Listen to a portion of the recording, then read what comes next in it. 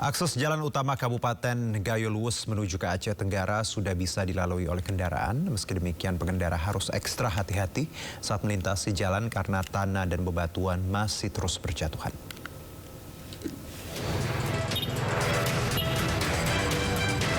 Akses jalan utama yang terletak di Desa Tetumpun, Kecamatan Putri Betung, Kabupaten Gayo Luwes menuju ke Aceh Tenggara yang sempat terputus, kini bisa dilalui kembali. Meski badan jalan sempit karena sebagian tertutup bebatuan dan tanah longsor, pengendara tetap berusaha menerobos dengan ekstra hati-hati. Tanah dan bebatuan juga masih berjatuhan akibat kondisi tanah yang tidak stabil. Polisi juga terus berjaga di sejumlah titik lokasi yang masih rentan akan terjadinya longsor. Belum bisa jalan bang, kalau dipaksakan tergantung darah lagi dan air pelabu sana sama jalan dari sini. Sopirnya belum bisa bang, kok mobil ini bang. Kalau nggak ahli sopirnya mau ke bawah tuh kita bang. Oke, siap. Tapi bisa bang ya, sempat bisa bang ya masuk ke wilayah ini bang ya? Bisa, cuman kalau mobil kosong bisa lah, cuman kok muatan kurang. Untuk kegiatan pembukaan jalan Aceh ini termasuk di Desa Penomon ini jalan amblas dan longsor, sehingga kami menempatkan personil untuk pengamanan sehingga mengamankan masyarakat dalam melewati lintasan jalan yang baru dibuka selama kurang lebih memasuki hari ke-24. Akses jalan utama Kabupaten Gayo Luwes menuju ke Aceh Tenggara sudah bisa dilalui oleh kendaraan. Akses darat yang juga sudah pulih di Aceh adalah jalur Takenggon Bener Meriah. Selain di Aceh, ada 4 akses darat yang sudah pulih di Sumatera Barat, antara lain Sikalau Lembah Melintang, Sawah Suduk Koto Hilalan, Solok Nagari Pinanggahan, dan Padang Mantuang Kayu Tanam. Dari Kabupaten Gayo Luwes Aceh, Medi Arjuna, iNews melaporkan. Ya, selain masalah listrik, kelangkaan gas juga menghantui warga Aceh. Di tengah kebutuhan hidup yang mendesak, warga terpaksa antri berjam-jam sambil membawa anak. Meski antri, tak sedikit yang pulang dengan tangan kosong.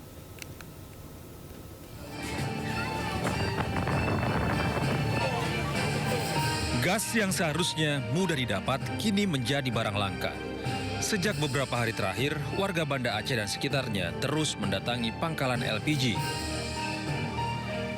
Untuk mendapatkan gas LPG, sebagian warga mengaku harus berkeliling dari satu pangkalan ke pangkalan yang lain dan terpaksa membawa serta anak-anak mereka yang masih balita karena tidak ada yang menjaga di rumah. Kondisi ini memicu keresahan. Warga berharap pemerintah segera turun tangan menambah pasokan gas LPG agar kelangkaan tak berlarut. Dari jam 6 subuh. Oke. Sampai sekarang belum dapat juga lagi. Kalau kondisi gas di luar seperti apa bang saat ini? Kalau kondisi gas di luar, banyak nggak ada harapan. Abang sudah berapa tempat mencari gas ini? Sudah 5 tempat. Sementara itu, Menteri Koordinator Bidang Pembangunan Manusia dan Kebudayaan Republik Indonesia Pratikno menyebut pasokan gas LPG di lokasi terdampak bencana dalam kondisi stabil. Terkait ketersediaan BBM dan gas, secara umum pasokan di wilayah terdampak berangsur stabil meskipun di beberapa kabupaten seperti Tapsel, Mandeling Natal, serta Bener Meriah dan Aceh Tengah masih terjadi keterbatasan dihadapkan pada tantangan-tantangan untuk percepatan distribusi. Warga berharap kekosongan stok LPG di Aceh segera diatasi pemerintah agar tidak berdampak luas hingga menyebabkan kelumpuhan ekonomi di Banda Aceh. Dari Banda Aceh, Syukri Syarifuddin, iNews melaporkan. Ketua Umum Palang Merah Indonesia Yusuf Kala menyerahkan bantuan pada para pengungsi di Kabupaten Tapanuli Tengah, Sumatera Utara. Kehadiran JK menjadi penyemangat bagi warga.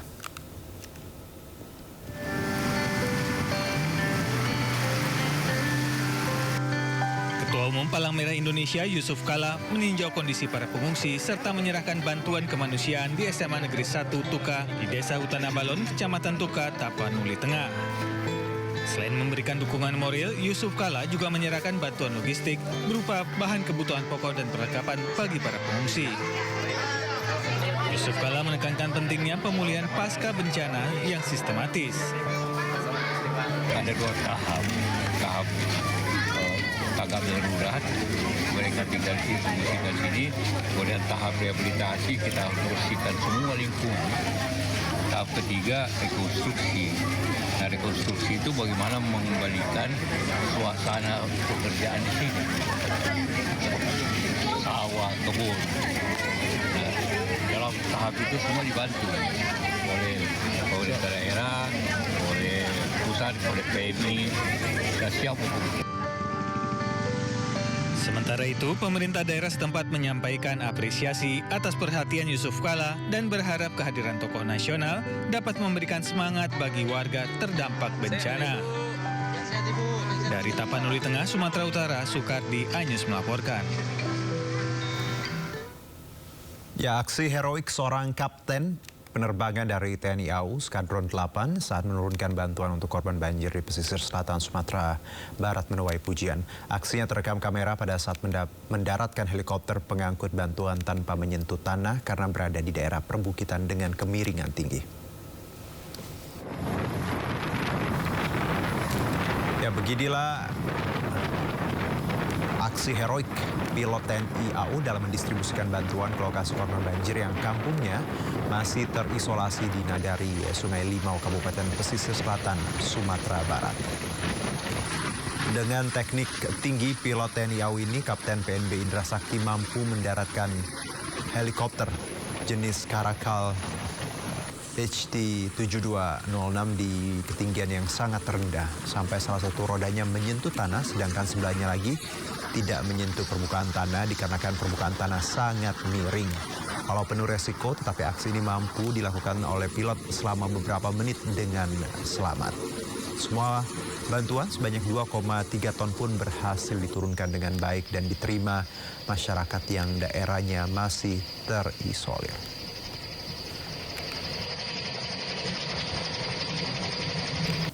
Terima kasih masih bersama kami pemirsa. Polisi berhasil menangkap satu tersangka lagi pembunuhan mahasiswi Universitas Muhammadiyah Malang, Faradila Amalia Najwa. Tersangka ditangkap di Pamekasan, Madura setelah 4 hari buron.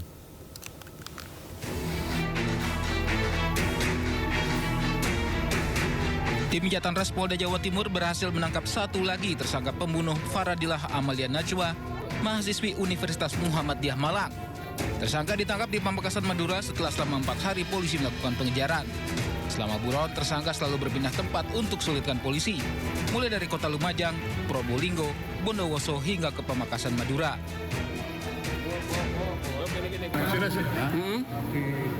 Tiris, kemudian kita kejar ke Lumajang, ke Pamekasan, tapi sampai di Pamekasan ada yang membawa kabur dari keluarganya dengan nego yang sangat alot.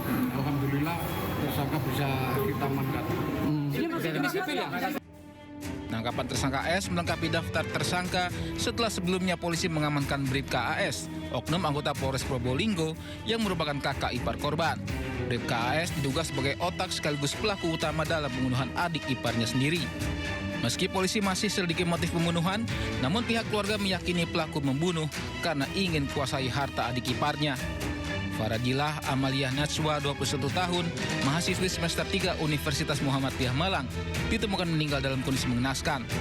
Jasadnya ditemukan di selokan daerah Purwosari, Pasuruan dengan kondisi penuh luka lebam. Dari Surabaya, Jawa Timur, Hari Tambayong, iNews melaporkan. Bupati Bekasi Ade Kuswara Kunang bersama ayahnya HM Kunang ditetapkan sebagai tersangka suap proyek infrastruktur. KPK juga mengungkap peran dari ayah Bupati Bekasi sebagai perantara suap yang kadang minta jatah sendiri.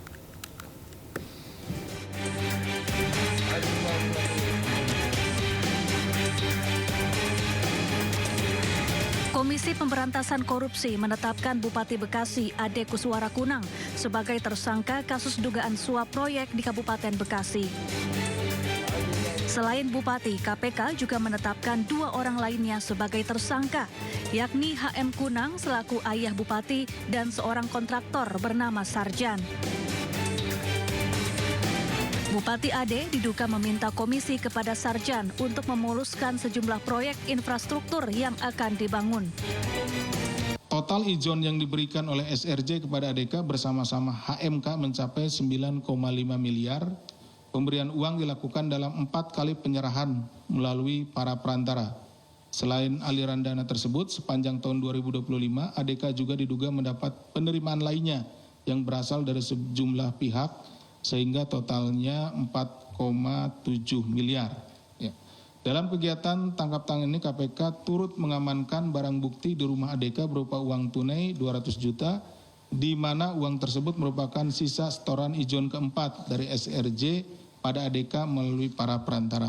Jadi, tadi disampaikan bahwa pekerjaannya belum ada, tapi kan biasanya pekerjaannya berulang. Infrastruktur kan seperti itu ya. Infrastruktur nanti ada jalan, jembatan, bangunan-bangunan pemerintah dan lain-lainnya. Nah, dia sudah mulai ijon. HMK itu perannya itu sebagai perantara. Jadi ketika SRJ ini ya diminta, nah HMK juga minta gitu. Minta kadang-kadang tanpa pengetahuan dari ADK, HMK itu minta sendiri gitu. Sebelumnya Bupati Ade Kuswara terjaring operasi tangkap tangan KPK pada Kamis lalu. Bupati Ade diduga kerap meminta komisi proyek kepada pihak kontraktor melalui perantara ayahnya HM Kunang. Bupati Ade kemudian diduga menerima suap 9,5 miliar rupiah. Selain itu, Ade juga diduga menerima suap dari pihak-pihak lainnya senilai total 5,7 miliar rupiah. Tim Liputan iNews melaporkan. 3 jaksa di Kabupaten Hulu, Sungai Utara, Kalimantan Selatan ditahan KPK usai ditetapkan sebagai tersangka pemerasan. Ketiganya diduga memeras sejumlah pejabat dinas agar pengaduan yang masuk tidak ditindaklanjuti. Bang Ebi kalau nggak diproses gimana Pak? Apa juga? KPK menetapkan 3 pejabat Kejaksaan Negeri Kabupaten Hulu, Sungai Utara, Kalimantan Selatan sebagai tersangka pemerasan. Ketiganya adalah Kepala Kejaksaan Negeri Hulu Sungai Utara Albertinus Napitupulu, Kepala Seksi Intelijen Asis Budianto, dan Kepala Seksi Perdata dan Tata Usaha Tri Taruna Variadi. Tersangka Albertinus diduga menerima uang 804 juta rupiah dari sejumlah pejabat di kantor dinas Pemkab Hulu Sungai Utara.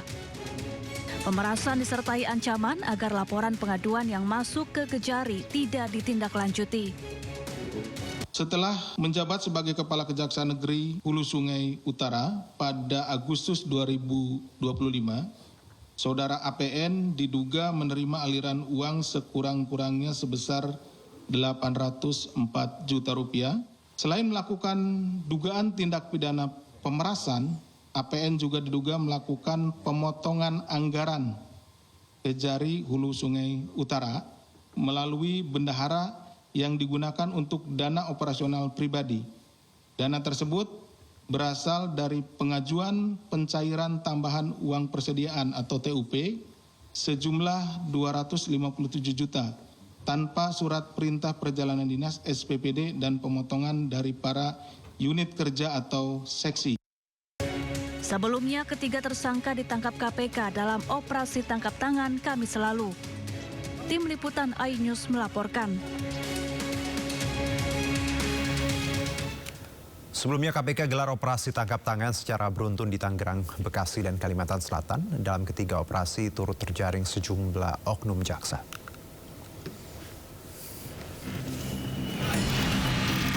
Bang, sampein dulu Bang buat masyarakat. Dalam 24 jam, KPK melakukan operasi tangkap tangan di berbagai daerah, mulai dari Tangerang, Bekasi, hingga Kalimantan Selatan.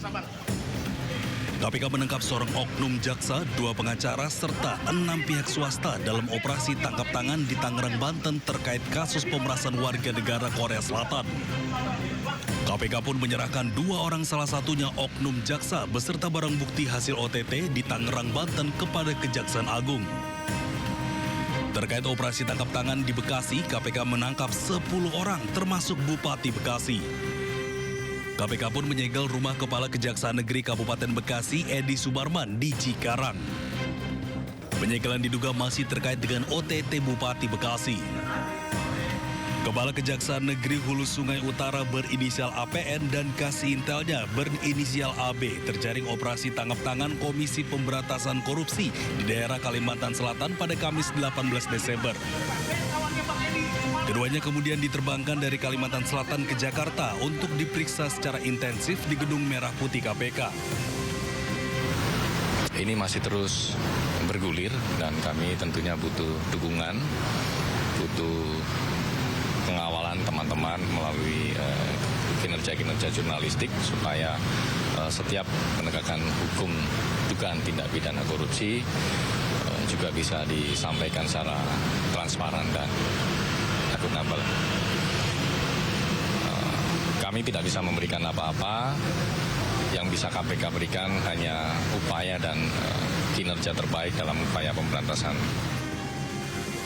KPK pun memiliki waktu 1 kali 24 jam untuk mengumumkan status para pihak yang terjaring operasi tangkap tangan.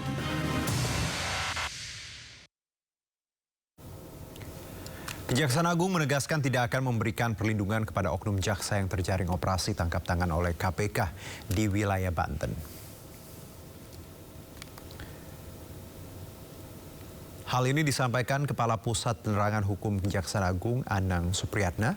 Kejaksaan Agung memastikan akan menindak tegas setiap oknum jaksa yang terbukti melakukan perbuatan tercela.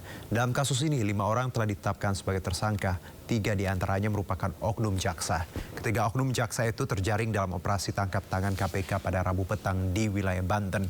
Dalam kasus dugaan pemerasan terkait penanganan perkara tindak pidana umum informasi dan transaksi elektronik atau ITE. Dari perkara ini penyidik Kejaksaan Agung menyita uang tunai hasil dugaan pemerasan senilai sekitar 941 juta rupiah. 3 orang yang satu oknum jaksa berinisial RZ, yang kedua dari pihak swasta berinisial DF dan MS, seorang perempuan. Dan tadi malam sudah lakukan pemeriksaan, sedangkan kami sendiri di tanggal 17 Desember sudah melakukan juga penyidikan terhadap perkara ini dan sudah menetapkan 2 tersangka.